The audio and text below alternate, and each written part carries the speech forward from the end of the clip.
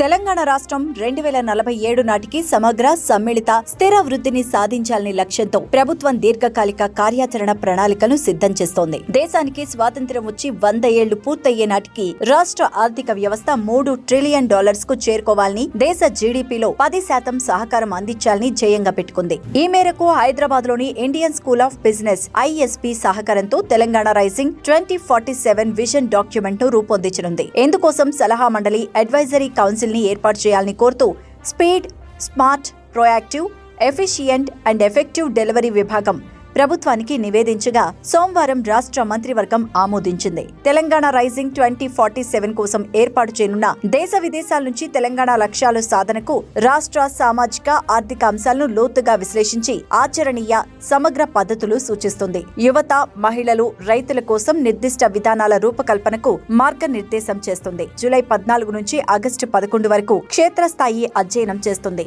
August 4 నుంచి 10, October 6 నుంచి 19, November 10 నుంచి 16 తేదీల్లో సంప్రదింపులు చేస్తుంది. నవంబర్ చివరి నాటికి నివేదికకు తుది రూపమిచ్చి డిసెంబర్ 9 నాటికి సమగ్ర కార్యాచరణ నివేదికను ప్రభుత్వానికి అందజేస్తుంది.